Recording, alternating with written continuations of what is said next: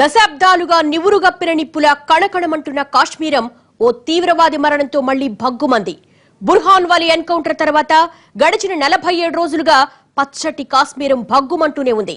ఖాకీలు కనిపిస్తే చాలు కుర్రాళ్లు రాళ్లతో రెచ్చిపోతున్నారు.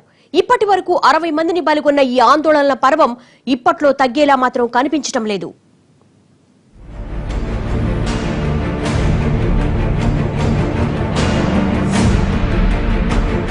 బుర్హాన్ ఎన్కౌంటర్ తో భగ్గుమన్న కాశ్మీరం 49 రోజులుగా కొనసాగుతున్న ఆందోళనలు, వేర్పాటువాదుల్ని నడిపిస్తున్న పాక్ తీవ్రవాదులు, రోజు రోజుకు ఉధృతమవుతున్న అనిశ్చితి. స్థూలంగా ఇది కాశ్మీర్ తాజా పరిస్థితి. ఒక తీవ్రవాది మరణంతో తలెత్తిన ఆందోళనలు నెలన్నర దాటినా ఇంకా కొనసాగుతూనే ఉన్నాయి. రోజు రోజుకు ఒక్కో ప్రాంతానికి విస్తరిస్తున్నాయి. కేంద్ర రాష్ట్ర ప్రభుత్వాలు ఏ స్థాయిలో భద్రతా దళాలను మోహరిస్తున్నా అనిశ్చితి మాత్రం అదుపులోకి రావటం లేదు. ఒక్కో రోజు ఒక్కో చోట భగ్గుమంటోంది.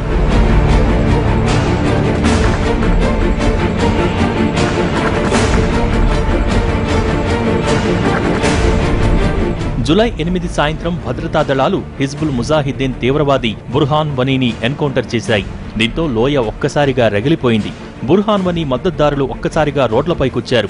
వనీ అంత్యక్రియలకు భారీగా హాజరైన ప్రజలు ఆపై ఒక్కసారిగా రోడ్లపైకి వచ్చి ఆందోళనలు చేశారు. దీంతో ప్రభుత్వం జూలై 10 నుంచి కాశ్మీర్లో కర్ఫ్యూ విధించింది. అప్పుడు మొదలైన కర్ఫ్యూ ఈనాటి వరకు అంచెలంచెలుగా పొడిగిస్తూ వస్తోంది. ఇక 1-2 జిల్లాల్లో మొదలైన అల్లర్లు ఇప్పుడు కాశ్మీర్లోని 10 జిల్లాలకు వ్యాపించాయి. ఇప్పటికీ చాలా జిల్లాల్లో మొబైల్ సేవలు పునరుద్ధరించలేదు. ఇప్పటికీ కాశ్మీర్ 10 జిల్లాల్లో పోలీసులపై దాడులు జరుగుతూనే ఉన్నాయి. మొత్తంగా గడిచిన 7 వారాల్లో ఈ ఆందోళనల కారణంగా 60 మంది పౌరులు మరణించారు. 4500 మందికి పైగా గాయపడ్డారు.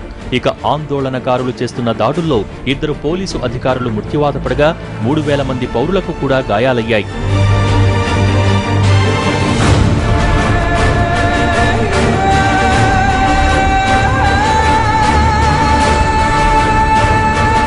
వనీ ఎన్కౌంటర్తో మొదలైన ఆందోళనలు ఈ స్థాయిలో కాశ్మీర్ రగిలిపోవటానికి ముఖ్య కారణాలు 2.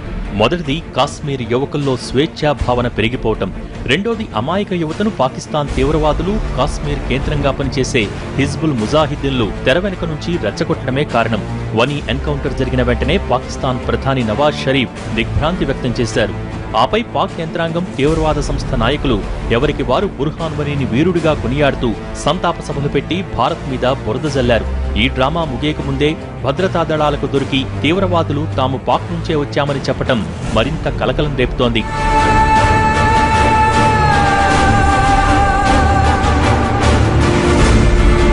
ఇది కేవలం ఏంటంటే అంతర్గత విషయం అయితే దాన్ని మనం ఒక రకంగా చూడాలి. కానీ ఇదేంటంటే ఒకవైపు శాంతి మంత్రాలు వల్లిస్తూనే, ఇంకొక వైపు ద్వైపాక్షిక సంబంధాలు మెరుగుపరుచుకోవాలని చెప్తూనే, ఇంకొక వైపు నుంచి ఉగ్రవాదులను ఎగదోస్తున్నటువంటి పాక్ యొక్క కిరాతక కుట్రలు, వాటన్నిటికీ కూడా శాశ్వతంగా పరిష్కారం లభించినంత వరకు కూడా ఈ కాశ్మీర్ రావణ కష్టంలాగా రగులుతూనే ఉంటుంది. తాజాగా జరుగుతున్న అల్లర్లు, ఆందోళనలకు అసలు కారణం ఎక్కడ ఉందో మన పాలకులకు తెలిసినా తలనొప్పికి మందడిగితే మోకాలికి లేపనాలు రాస్తున్నారు. కాశ్మీర్లో రగిలిన అశాంతిని ఆసరాగా చేసుకుని తన పన్నాగాన్ని అమలు చేయాలని చూస్తున్న పాక్కి గట్టిగా దౌత్య మార్గంలో బుద్ధి చెప్పడం మానేసి కర్ఫ్యూలు విధిస్తూ పోతుంటే పరిస్థితి చల్లారుతుందా అన్న విమర్శలు వినిపిస్తున్నాయి. కాశ్మీర్కి అల్లర్లు, ఆందోళనలు కొత్తేమీ కాదు. కానీ తాజా ఆందోళనలు సామాన్యుల జీవితాల్ని దుర్భరంగా మార్చేశాయి. నిత్యావసరాలు, మందులు దొరక్క పసిపిల్లలు, వృద్ధులు తీవ్ర ఇబ్బందులు పడుతున్నారు. మరోపక్క పరిస్థితులు చూస్తుంటే అంత వేగంగా చల్లారేలా కనిపించడం లేదు. జమ్మూ కాశ్మీర్ ముఖ్యమంత్రి మహబూబా ముఫ్తీ, కేంద్ర మంత్రి రాజ్నాథ్ సింగ్ ఎన్నిసార్లు సమావేశమై ఎన్ని నిర్ణయాలు తీసుకుంటున్నా అల్లర్లు మాత్రం అదుపులోకొచ్చే పరిస్థితి లేకుండా పోయింది. हम कश्मीर के बच्चों के फ्यूचर को हिंदुस्तान के बच्चों के, नौजवानों के फ्यूचर के साथ जोड़कर देखते हैं। और मैं कश्मीर के लोगों से ये अपील करना चाहता हूं कि ऐसे हालात पैदा करने की जिन लोगों के द्वारा कोशिश की जा रही है उन्हें आइडेंटिफाई करें।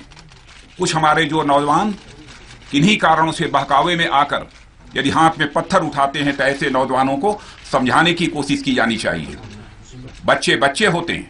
कश्मीर के फ्यूचर को हम हिंदुस्तान के फ्यूचर से अलग रखकर कदापि नहीं सोच सकते। छोटे छोटे बच्चे और गरीब बच्चों को एक्सप्लॉइट करके कैंप्स पे, सड़कों पे पत्थर मारने के लिए तैयार करते हैं। मुझे लगता है उसके बीच में हमें डिफरेंस, फर्क करना चाहिए।